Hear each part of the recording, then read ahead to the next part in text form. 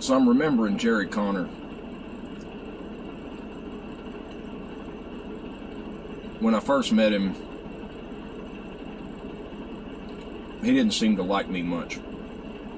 Usually it goes the other way. People first meet me and they love me, and then they really get to know me and they find out I'm not a good guy and they want nothing to do with me. Something bad happens and I'm not a good guy. But after a while, when he saw that I really would go to some lengths to get done what I said I wanted to do,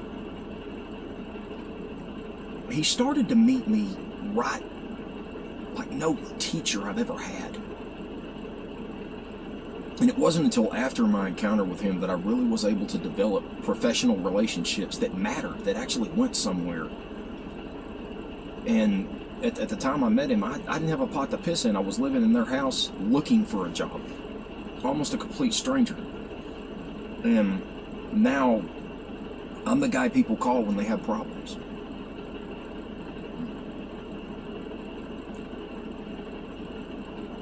And I think about how that happened and what Jerry did. And I remember I come in with my first paycheck when I got a job. And I told him, hey, I found a job. And he's like, now how will you find time to complete your recovery process and your 12 steps? And I'm like, what fucking planet are you from? I'm living in your house at your expense, and now I say I got some money coming in where I can actually pay my rent around here, and you're scared? It took me a while to figure out what he was talking about. And I brought my first paycheck in and I got money on the table and I'm staring at it, and he said, what are you thinking? And for some reason I actually didn't lie to him about what I was thinking. This is where I learned that what goes on behind my eyeballs and in between my ears is usually the stupidest fucking thing that anybody can ever devise. And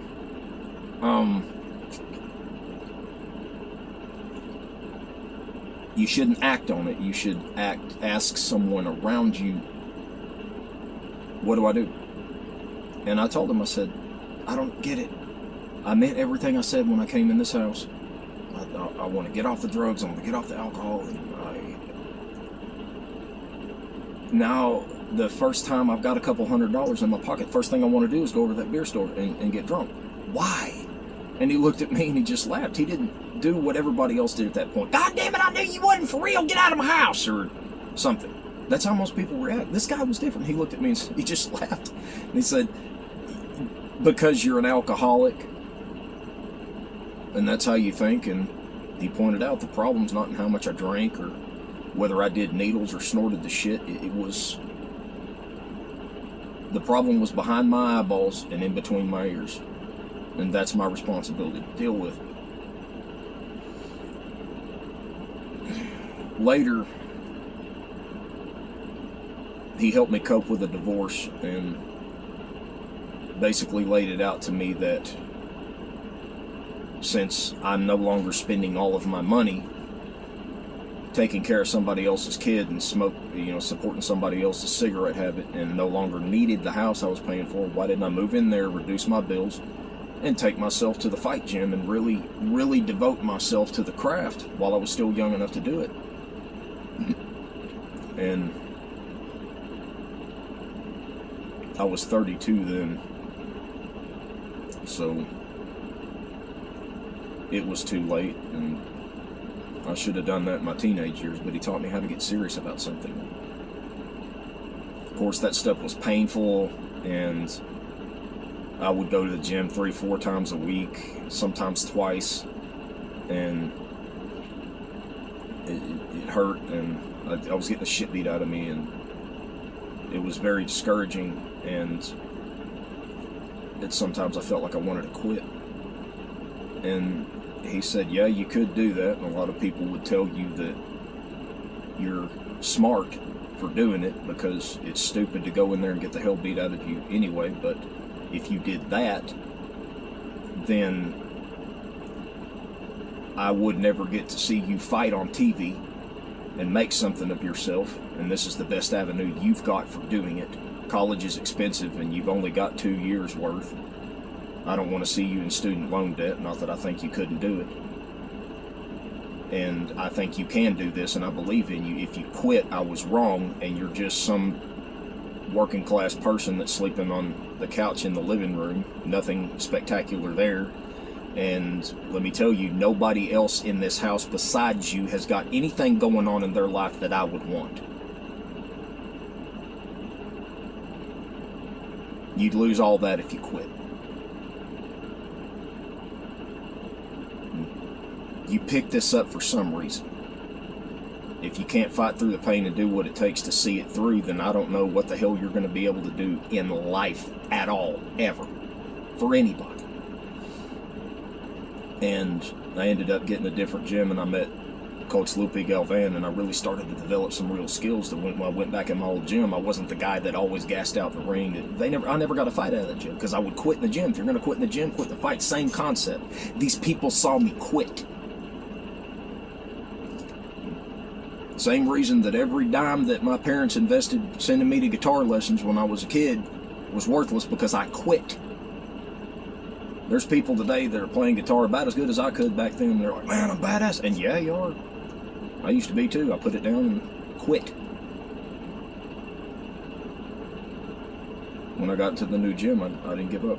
I kept pushing forward. And now today, I don't know, what I set my hand to, I keep my promises. And I see things through. And it's a lot harder to stop me. And I don't know. He talked about Jesus a lot, and just read the Bible from cover to cover at least twice before you take any American Christians' advice about God or Jesus. Most of them haven't read the book. That's all I'll say. But aside from that, he just knew how to meet me where I was and be able to actually unlock a decent education for me, where I actually did something with what I was taught. And I really didn't realize his contribution to my life. Toward the end of his life, I'd go up to Four Rivers Outreach where he lived. I always made sure I got him some cigarettes and hugged his neck, told him thank you. I didn't get where I am with that, but I mean, I really didn't realize his contribution. If I hadn't had him there, none of that shit would have ever turned out. I'm the kind of idiot that needs shit spelled out for me. And he did. And the way he did it. I went from being a penniless, hopeless case to now I'm the guy people call when they have a problem. And if I'm going to leave anybody with an advice or a concept as to how to see problems through, I hope you found it contained in Jerry's advice to me.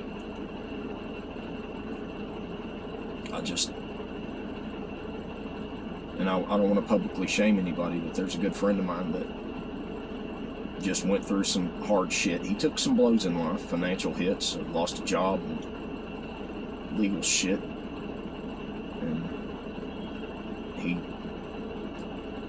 was about halfway into committing to a business venture. He put up some money and he's like, well, what would you think if I sold the trailer? And I just told him, bullshit, motherfucker.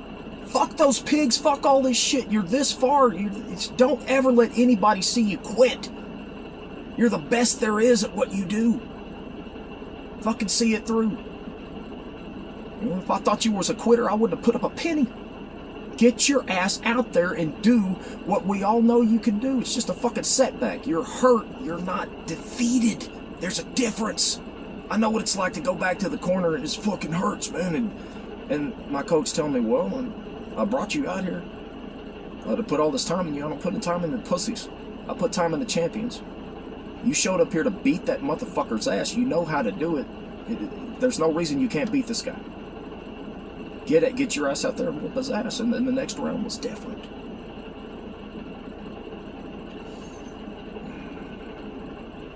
It breaks my heart that that kind of speech, talking to people that way, is almost fucking illegal anymore. People don't want to be motivated. Not if there's a lot of cussing and yelling and stuff. Pussies, man. You know, if it wasn't for computers doing all the work for these people, I don't know what they ever would have been in any fucking world anywhere. And even half the time, that don't fucking help them. They're the worst employees in the fucking world, this crop of people we're bringing up right now. Oh, there's these great people that are going to change the fucking world. Bullshit. Bullshit. There's nothing to these people. So, surround yourself with the people that are going to light a fire under your ass and tell you the shit you don't want to hear, and somehow develop the thick enough skin to accept it and fucking act on it, instead of getting mad at the person that delivered the message. I got a towel man in Sherman, Texas that I can call anytime I got a day off, and I can walk on a job with him right there and then. Dude's a real asshole. I looked right past that. I made this man my friend. One of the first things he said, "Oh no, let me tell you something, motherfucker. Motherfuckers like you are a dime a fucking dozen," right? And to prove my point, I seen him talk like that to somebody, and that guy's like, "You're not going to talk that way to me." And he stopped working, and then, "Brandon, get this motherfucker off of my job." And I drove the dude back into town. Next time I hear about that dude, he's on the news for having stolen a bunch of shit. Not going to make shit for you. A convict is nobody. I mean, yeah, they're a human being with certain inalienable rights and all that, but that's it. They have no money, no way of going anywhere, can't support their fucking children, can't put a roof over their head, can't do shit. That shit's hard enough out here when you have your freedom. You know, that's what that guy amounted to. And I'll tell you, half the reason that he amounted to that is because he can't stand a bunch of yelling and screaming and cussing and stuff. It's a pussy! I know it's Hollywood, but it really is true. I don't care who you are. There ain't me or you or nobody gonna hit as hard as life.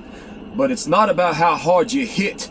It's about how hard you can get hit and keep moving forward. It's about how much you can take and keep moving forward. That's how winning is done. Now, if you know what you're worth, go out there and get what you're worth. But you gotta be willing to take the hits. You can't point the finger and say that I'm not where I want to be because of you or me or nobody. Cowards do that, and that's not you.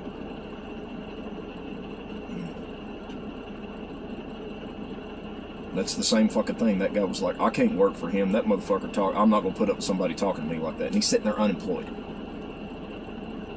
You better develop some thick skin, motherfucker. And learn how to put up with this shit that takes you out of your comfort zone. Because, you know, in my experience, comfortable people, 95% of them are fucking broke and are going to stay that way. Unless they inherited some wealth, and then what usually happens is they burn through the money in a year or two and all their friends disappear. Comfortable people.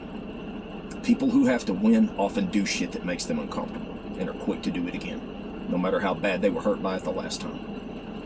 Some of the richest people I know lose thousands of dollars in the fucking casino. I ain't got a good bone in me, want to fucking kill themselves. I know how it feels. Done it myself. You know, it's just like I got my ass kicked in the ring. Didn't stop me from getting back in there. Because it was the only shot that I had to take me out of mediocrity, to take me out of the ghetto, to make me into somebody. And well, I didn't do it in the ring, but I done it out here. Because like I said, now I'm the one people call when they have a problem. I'm not the one people don't want to pick up the phone when I call because I'm broke. I'm always needing money. You see the difference? Don't be such a pussy. And don't be fucking scared of people. Keep showing up. Keep showing up every day and become good at what you do. No matter how bad it hurts, no matter how much sleep you lose. No matter how many times it takes you to get it right. Don't give up on yourself. Do not quit. And I hope I told you what you needed to hear in order to do that. That's how I went from being a nobody with no hope of ever going anywhere to